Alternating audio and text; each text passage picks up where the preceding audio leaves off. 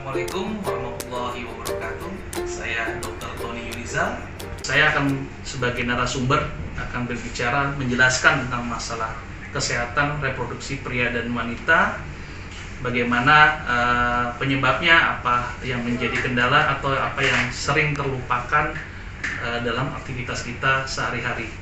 Saran saya lebih baik terlambat dibandingkan tidak sama sekali. Ditanya apa aja sih dok organ-organ pada wanita yang paling penting?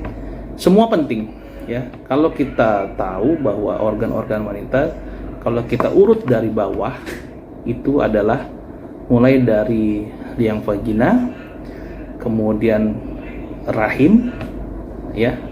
Di antara liang vagina dan rahim itu ada pintu masuk. Pintu masuknya yang dinamakan porsio ya, atau mulut serviks ya.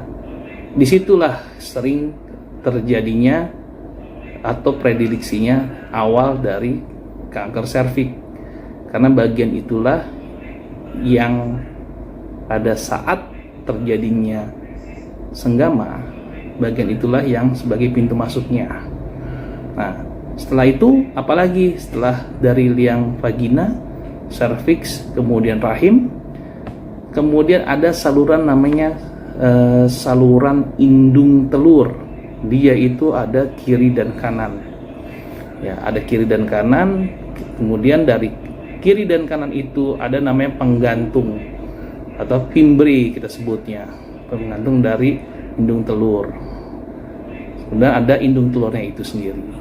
Itu adalah bagian-bagian dari reproduksi pada wanita. Nah, kalau pada pria apa aja? Kalau pada pria itu yang paling terpenting adalah si penis itu sendiri. Kemudian ada buah zakarnya atau yang kita bilang kantung skrotum. Ya, di situ ada testis kiri dan kanan yang sebagai sumber dari sperma. Fakta yang mengejutkan pada saat ini, ternyata pada wanita hanya 5% yang melakukan screening tentang kesehatan reproduksinya. Kita tahu bahwa pemicu kanker serviks itu banyak sekali penyebabnya, tapi bisa dideteksi dini oleh pemeriksaan pap smear atau yang pemeriksaan IVA dilakukan, yang dapat dilakukan di puskesmas. Telat memeriksakan kesehatan reproduksinya yang bisa mengakibatkan timbulnya kanker serviks di kemudian hari. Karena sifatnya dari kanker serviks adalah silent killer. Jadi dia tetap dalam kondisi tenang, tapi bisa menyebabkan seseorang wanita itu terkena kanker serviks tanpa dia sadari. Jadi saran saya, ayo kita sama-sama lakukan pemeriksaan deteksi dini pada wanita. Ya. Kemudian juga pada pria, seperti kita ketahui bahwa 90% kanker serviks pada wanita itu dialami oleh pria yang tidak melakukan khitan. Ya, itu data dari WHO. Jadi kalau wanita atau sister sekarang sudah mulai smart, kalau memang ada pasangannya yang belum segera disunat, ayo segerakan disunat. Karena kanker serviks itu bisa tersembunyi dari balik kulup ya pada pria yang belum disunat. Oke, jadi kalau ada pertanyaan, sister misalkan bertanya, dok, gimana dok kalau misalkan suami saya belum dihitan, apakah saya bisa terkena kanker serviks? Ya, jawabannya ya. Resikonya juga lebih besar. Jadi kalau memang ada suami yang memang belum dihitan, ayo belum terlambat lakukan hitan agar kebersihannya lebih terjamin. Terus kemudian, dok, bagaimana sih saya misalkan belum menikah, apakah bisa terkena kanker serviks? Jawabannya, kanker serviks itu terjadi apabila telah melakukan hubungan intercourse atau hubungan seksual. Dan bagi wanita yang telah melakukan hubungan intercourse atau hubungan seksual, lebih baik kita periksakan kesehatan serviknya, karena dia punya virus itu bertahan 5-20 tahun. Jadi misalkan, dok saya sudah lama tidak melakukan pemeriksaan pap smear atau IVA, tapi kemarin masih bagus hasilnya, nggak apa-apa, diperiksa aja lagi. Jadi yang paling bagus adalah kalau misalkan wanita aktif itu setiap 2 tahun sekali, ya, supaya apa? Supaya tetap terjaga dia punya kesehatan. Kita tidak memastikan bahwa kanker serviks itu merupakan adalah silent killer.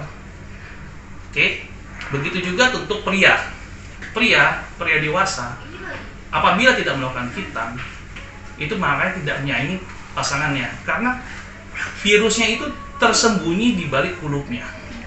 Jadi kulupnya itu begitu keluar, di situ terdapat banyak sekali komponen-komponen virus HPV. Kalau misalkan sayang, ayo lakukan tindakan hitan.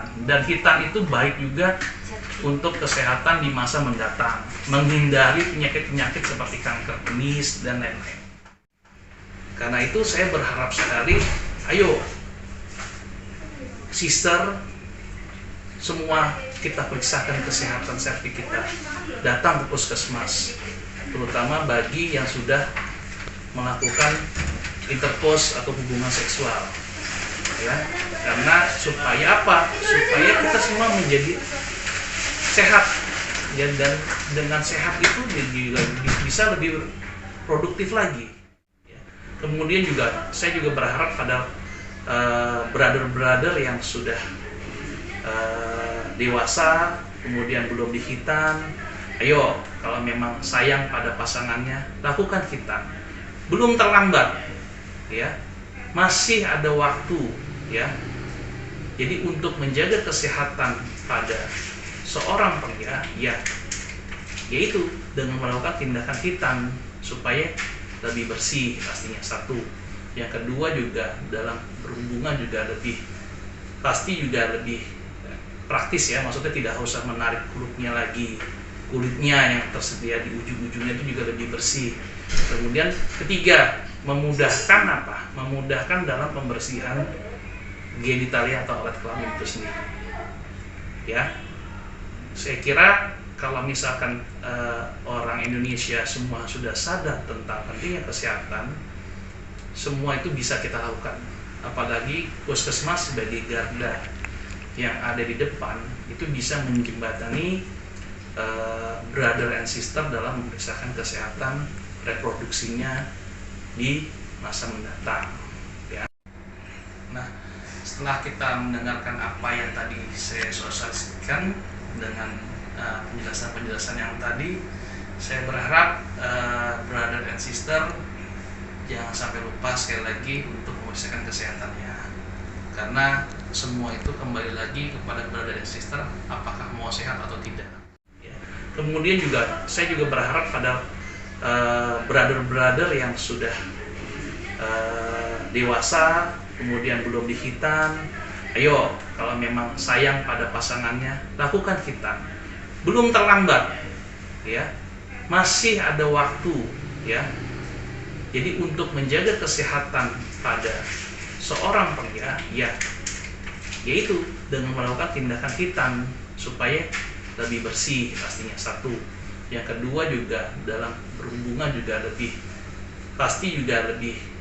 praktis, ya, maksudnya tidak usah menarik kulitnya lagi, kulitnya yang tersedia di ujung-ujungnya itu juga lebih bersih. Kemudian ketiga, memudahkan apa? Memudahkan dalam pembersihan genitalia atau alat kelamin itu sendiri, ya. Saya kira kalau misalkan orang Indonesia semua sudah sadar tentang pentingnya kesehatan, semua itu bisa kita lakukan. Apalagi puskesmas sebagai garda yang ada di depan itu bisa menjembatani brother and sister dalam memeriksakan kesehatan reproduksinya di masa mendatang, ya.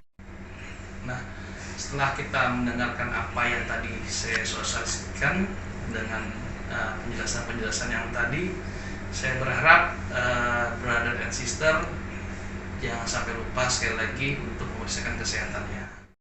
Pasangan istri adalah suami, saling menyayangi dan memahami.